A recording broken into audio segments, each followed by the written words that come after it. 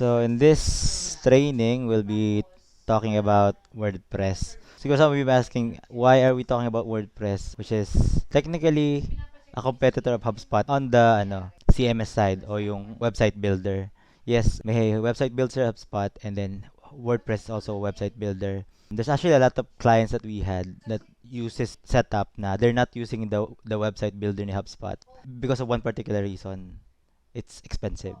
But the big advantage of HubSpot, it's not just a website builder, diba? Website's technically a CRM, a marketing tool, a sales tool, which WordPress isn't. WordPress is primarily a blog platform that you can also build website. The good thing is you can actually integrate your WordPress to HubSpot if ever you need a CRM eventually. So for those of you who are probably new to WordPress, since we only have an hour, we'll focus on the high level and then hopefully we can get to actual building and you guys see exactly how it's being chosen by a lot of companies to work on WordPress. If you Google WordPress, you actually see two websites. You'll see WordPress.com and WordPress.org. So you might be asking, what's the difference, diba? WordPress.com is free hosting. Tell you about what hosting means for those who are new to this kind of thing. And the WordPress.org, this is the one where we actually can build our own websites. Say you name it your website, my store, mystore.wordpress.com. But here, if you build a website here, this is where you can add like yung sa amin, flyhub.com. It all makes sense when we talk about hosting. Before you actually build a website, here are the first few things you need. Of course, you know the name of your website. What company are you building for, diba? And usually you would need a domain name for that. Again, for those of you who are new to domain names, facebook.com is a domain, google.com is a domain, flyhubdigital.com is a domain name. So where do we get those? Some people say you buy them, but technically you actually rent a domain name. Let me show you why. Personally, I buy mostly my domain. This is not sponsored, obviously, but I just gotten so used to GoDaddy ever since. So this is where I buy my hosting and my domain. Let me show you what we mean by domain. So, for example, you have a business. Para may participation tayo. Give me a sample domain that you've been thinking you wanted to buy. Just put it on the chat. Anything. So let me show you an example. Before you can build a website, you need technically your domain name is like the name of your store or your address. It's literally an address, website address. So in our case, flyhubdigital.com. So if you search for that, so in this case, you will see na hindi domain name is taken. Why? We took it. It's ours. One of the first challenge is figuring out what's the domain name you can buy. Kasi most common names are already taken or you need to buy it from someone else, which is expensive.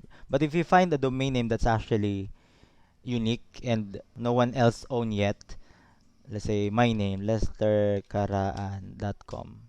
It's already taken. Why? I already took it. I bought it. But you don't really have to go with .com all the time. There's actually a lot of other options or extensions. We call it extension. Like .info is available. And all of these other variations of the domain name is actually available. But in most cases, if the .com is available, you go with the .com. Just think about it this way: your domain name is the name of the business, and then you also need a hosting. Now the hosting is your if renting a place to sell, for example, your store. That's your hosting. That's where you put your stuff, your files, your pictures, your products. So it's just a computer somewhere that you put all your files so your website can be published to the world or can be online. Does that make sense, guys? Just what is hosting in a website. So this is how they define it. And this is Namecheap, another. So hosting allocates space on a web server for a website to store its files, hosting website. So exactly what I just said, diba? So your codes, your images, that's where you put it. Most technical people already understand hosting and domain. But for business perspective, what you need to know is that the choosing of the names is one of the more important steps if you are building a website, because that's your identity online. How you usually start a website. So let's go to WordPress. The most basic way of how you get started is you actually download WordPress. You can download that, put that into your computer, and then you can start what we call local host. Almost like your computer, you can use that to simulate a hosting provider. But we're not gonna go there. We're not gonna use that approach. Instead, we'll find an easier way, which is through a hosting service. Now, your only option is to do it locally if you don't have a hosting provider yet. So that's why I started with understanding what is a hosting and what is a domain. Kasi local host is more complex. Usually there's a certain setup that you have to do. I mean, you can Google it. You can find tutorials about it. But this is way, way simpler if you already have a hosting service. Now you might be asking like, how much pa? Kasi you have to pay for this. Usually credit card. Well, there are cheaper ones, but again, I'm so used to GoDaddy. There's Bluehost, there's HostGator, there's a lot of different provider. You can just Google that and you'll find other. But the more popular, of course, the company is, usually the peace of mind you'll get kasi you have support. The cheaper ones, usually there's a catch to it. That's why they're cheap. These are the prices. Web hosting, 85 per month. May mura na palang ganon. Ayan, hosting options. Ayan, 85 pesos per month. There's if you're just starting out, you just start with the cheapest one, or you can go WordPress hosting. Oh, this is a little more expensive, 299, and you can just read through the features why they are more expensive. But I'd say you start with the most basic one, 85 pesos per month, and then you have to buy a domain name. Again, that's the name of your business. So let's say I just put random para we can make sure we get something that's available. .com. The .com is just 299 pesos for 2 years.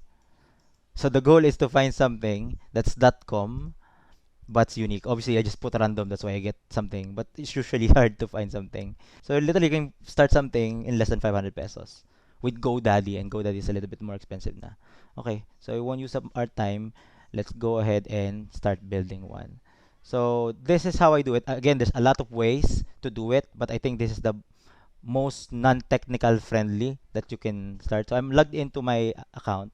In domain provider, you'll see your hosting.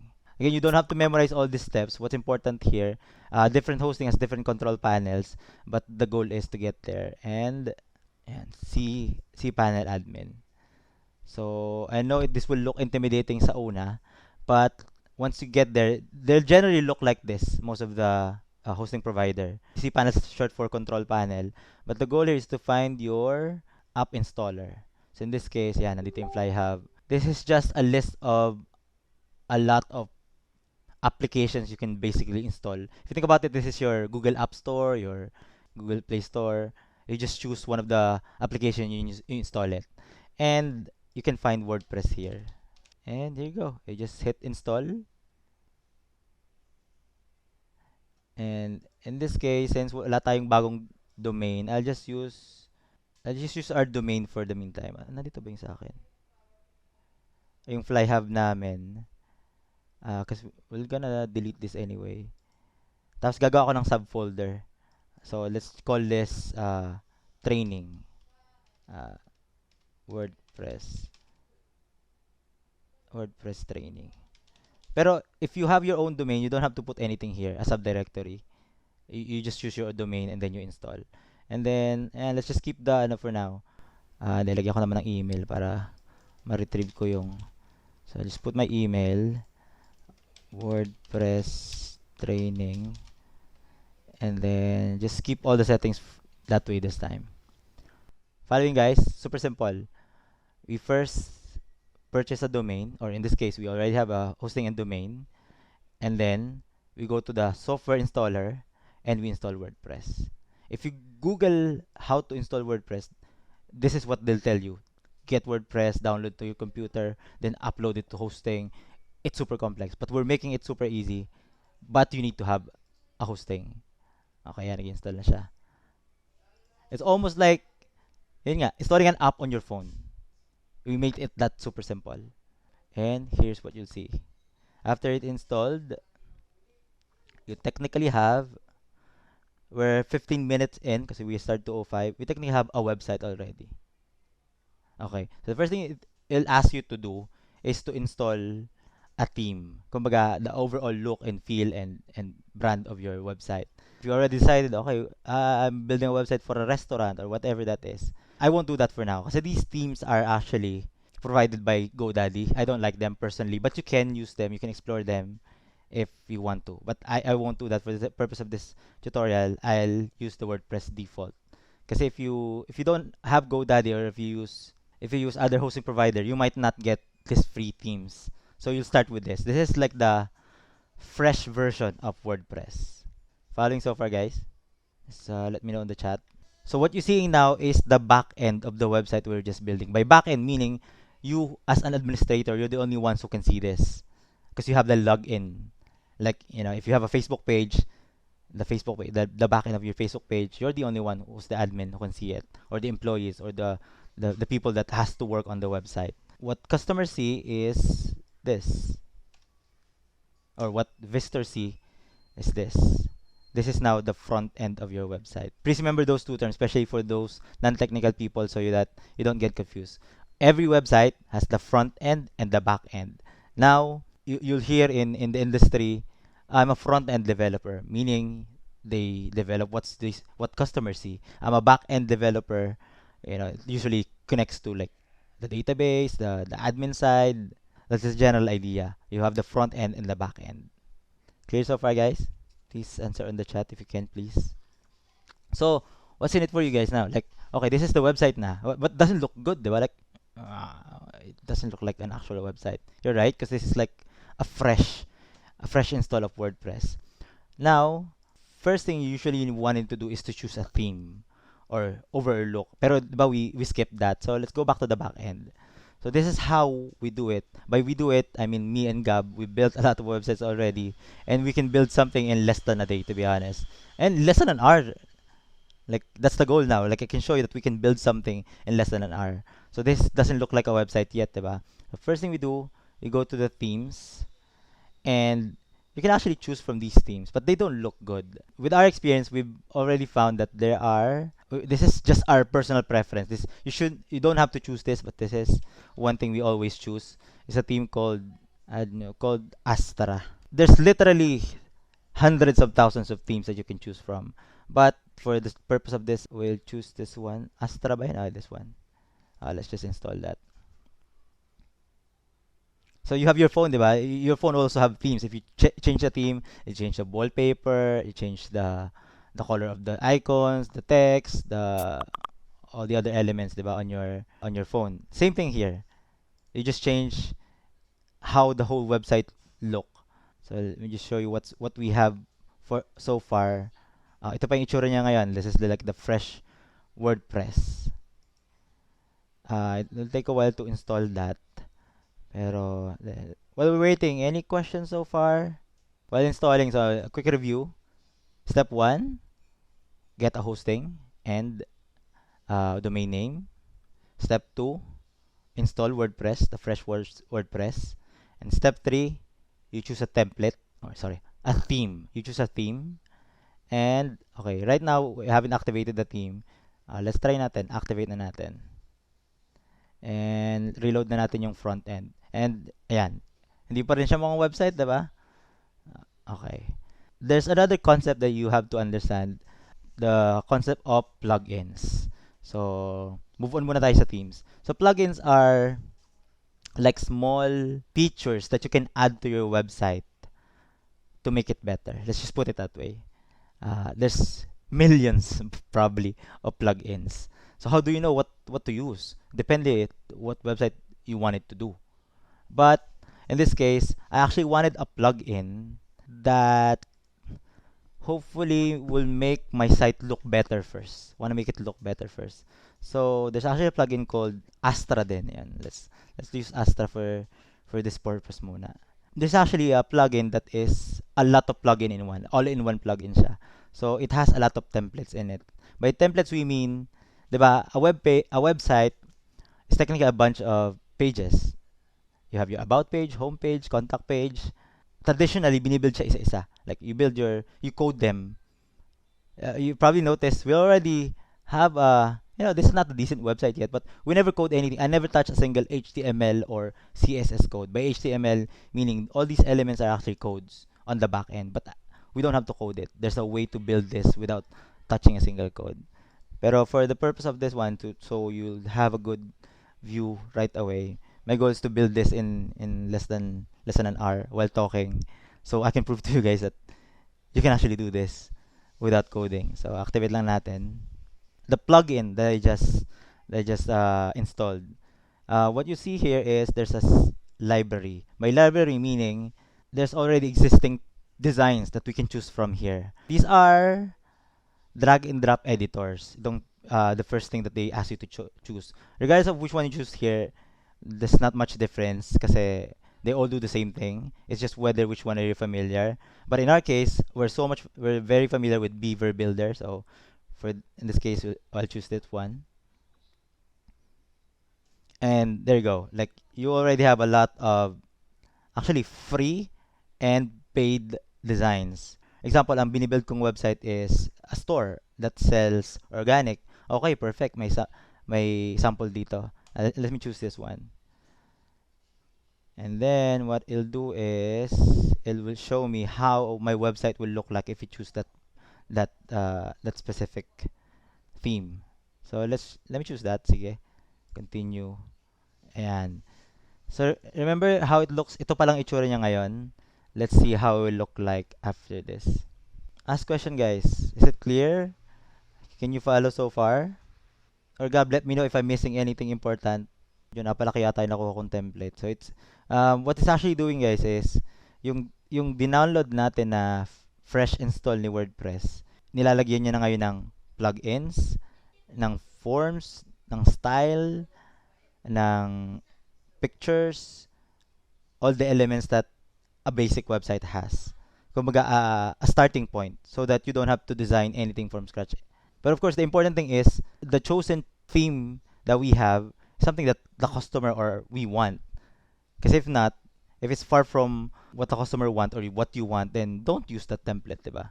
Might be asking like, why would we use other ways? For example, if you are working with developers, they would prefer the local host. I think you can agree on this, Art and Emmer, no? Like you do this on the local host, diba? Kasi you have more flexibility. And usually, if you're doing it online, what we're doing now, diba? We're doing everything online. Sometimes, if your internet's slow, then it's hard to work. But if you do it on your computer, you're actually working directly on your computer. Even you're offline, you can design your website. Then once it's all done, you just upload it all at the same time. That's the advantage of doing it local. By local meaning on your desktop. So yun palang ini-install ko ngayon is free din. The only thing we spent so far is buying a hosting, which we've seen you can buy something for 85 pesos a month. Or probably just go with the more, alam mo yun, like 85 pesos is a little too good to be true. I think there's a catch to it. That's why it's too cheap. In my experience, like around 300 to 400 a month, it's good enough. You can actually do it for clients already. Might as well, go with the proper one. Ayan, here we go. Exciting. 90% done. And here we go. Let's see our website. Let's reload. Wag mo kong papahiya, ha. View your website. Oh, yan. There you go. That's it. This is our website. Obviously, this would not be the content of your website.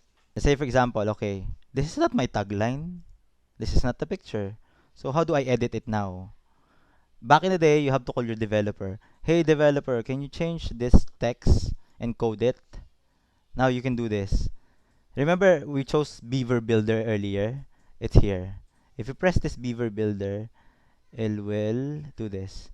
Now you can actually edit this text.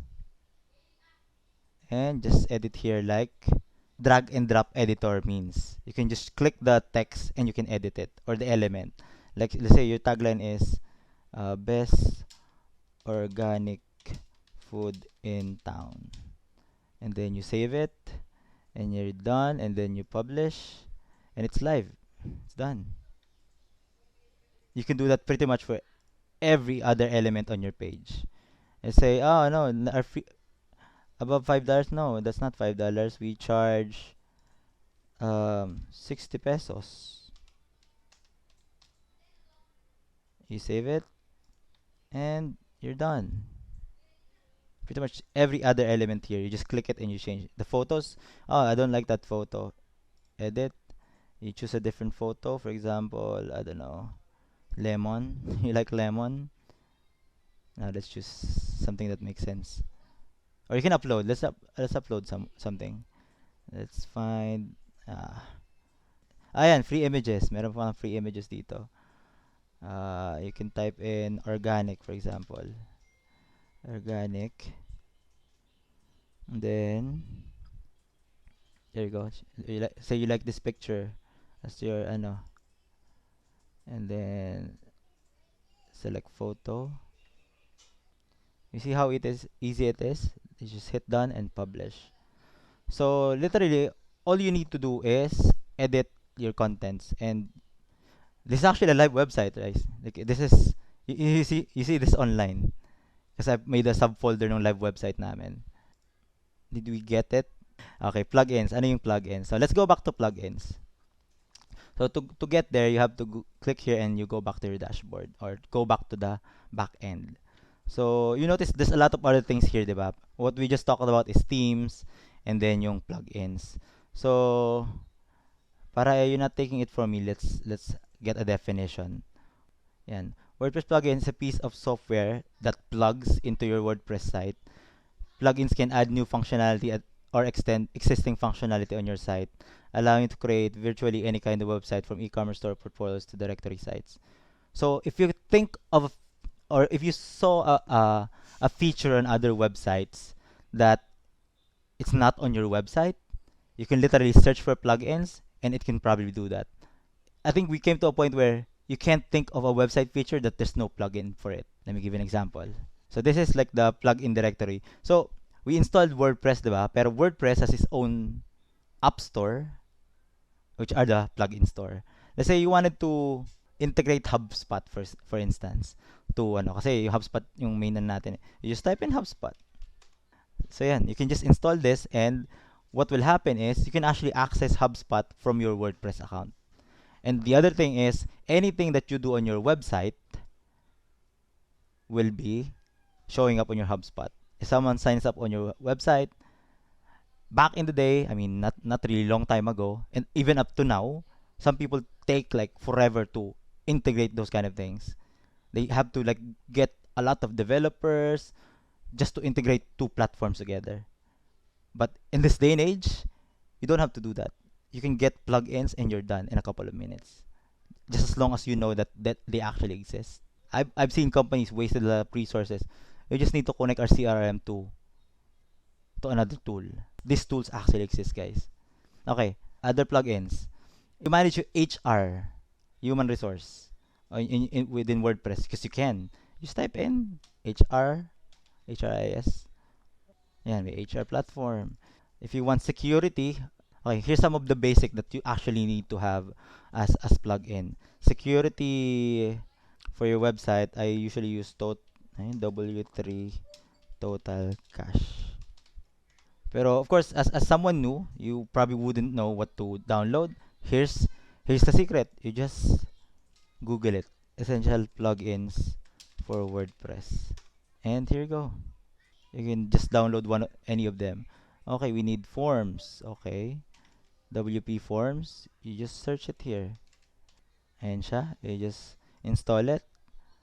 And once downloaded, you just activate it and you can use it na.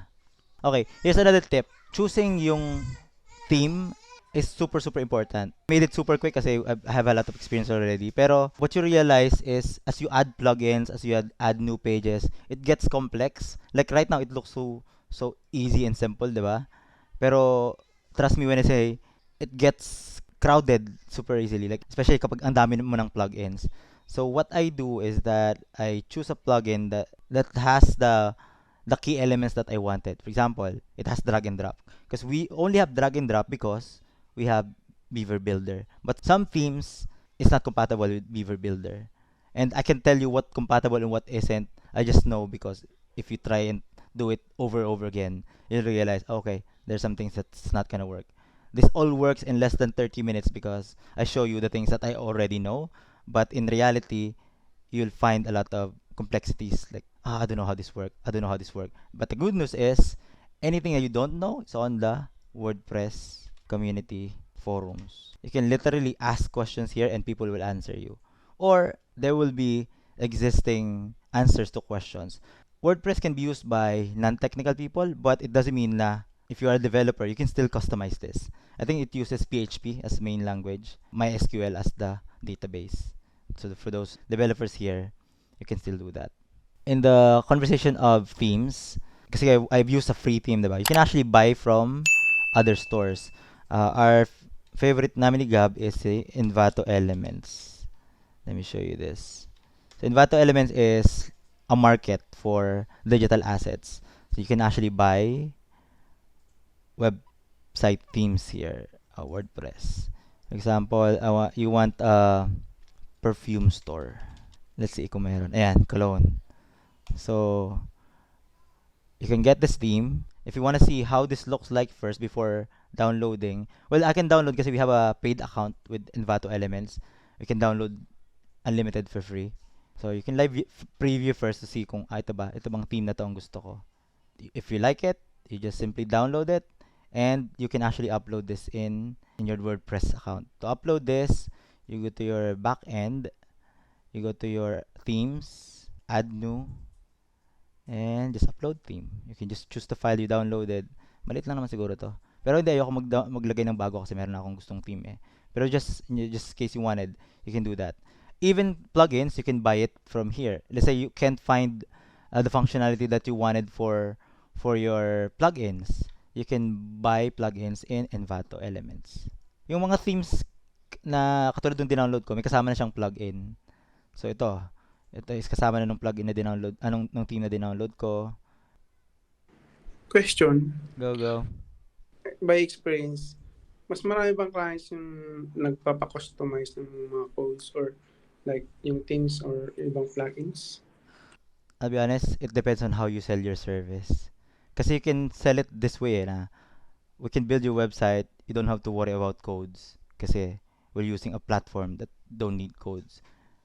But in case customer is also technical, then that's where we need coders. Pero as much possible, we wanted to avoid that. Bakit? It becomes more expensive.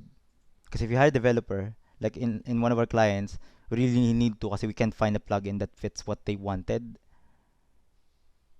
So, we need to get a developer. And the other approach in traditional website building is that you don't obviously rely always in ready-made designs, diba? Some clients wanted a very specific design. You can't use drag and drop to do that. You really need to code that. So it really depends on how you present yourself, how you convince the customer that it's better for them to use drag and drop because it will be cheaper, it will be way faster, and usually it looks better because it's designed by professionals these themes. The only problem with ready-made themes is there's a chance that you'll have another website that looks like you and you don't want that as well. That's why the paid ones you want this kasi there's tons of customizations that you can do without coding again if you use the paid themes. But they're usually more expensive. Like I don't know how much this is. Well, this is already paid We already have. You can download unlimited here. But if you go to Envato Market, you can see how much usually. So you want corporate theme. Yan, ganyan. $42, $34. Usually mga prices ng mga themes. Pala, kung nakita nyo, yan. Nagbago na yung website natin. Hindi na siya organic store.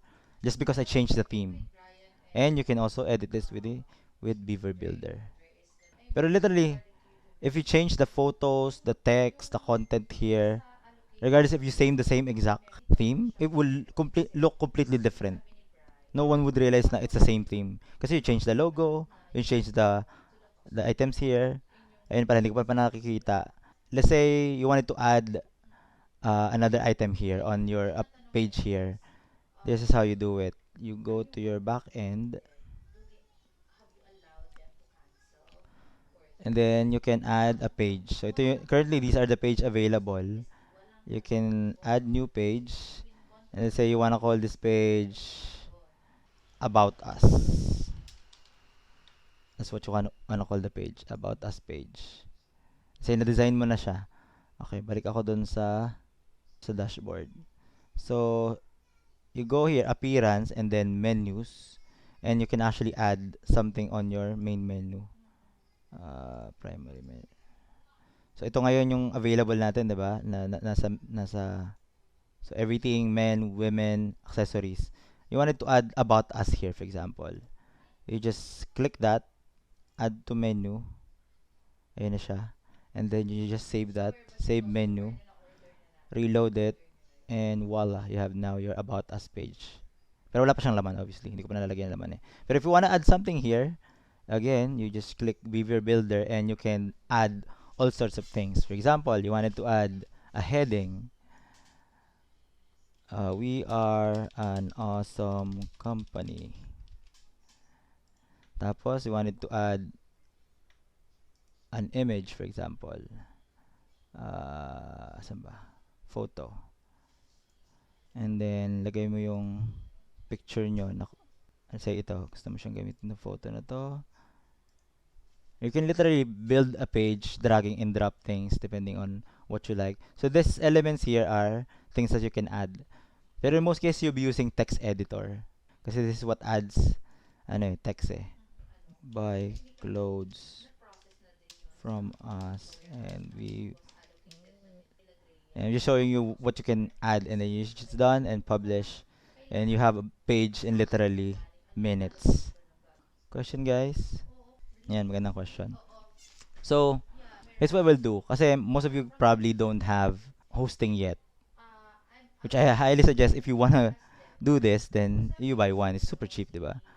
But if you don't really want to get one right away, the other option you have is we can provide you like this one. This is a training website. We can give you access to this. If you want to practice how to edit the page, for example, and like it looks easy, but sometimes you'll struggle if you try it for the first time. And like yun, hover mo lang pala. But until you tried it, diba? Sometimes it's not that easy. So we can give you access to this. Kasi there's a lot of other things that you might need to explore eh. It's, as you add more plugins, then the menu here gets bigger and bigger. Pero the same concept applies what we've been teaching you. This is just the tip of the iceberg. There's like literally tons of websites you can types of websites you can build with WordPress, blogs, e-commerce, HR, whatever industry you can think of, you can build it in WordPress. And you can get clients for it if you're good at it. Right now, we price our website at yung basic, we price it around 25, 30. If it's a more complex one, 50, 60, ganyan. We had that reach up to 6 digits, depending ko sa complexity. And also, depending how you will sell the service. Ayun, I think that's it for this one. I hope you picked up something. This will be not the last WordPress training kasi we just show you the general, kumbaga the most important top level topics, which is hosting, domain, the actual WordPress instance, your themes and your plugins. But as I've said, there's like literally hundreds and thousands of themes that you can choose from. How to choose them? There's a different consideration depending on what type of business you're building the website for. I suggest you start with your own personal website if you wanna really do this, like your own parang resume website. I used to have that, kaya lang na hindi ko na nabayaran yung hosting. Or if you have a small business, create one for your business. And the only way you learn this is by doing it. What I just told you is like the idea of end to end how you do it, but there's definitely a lot of things more to learn. The other side that we haven't really talked about is how do you actually sell the services? Even though there's also already a lot of people who know how to do this, they can't sell it. But that's for a different training probably. All right. So I think that's it for this one.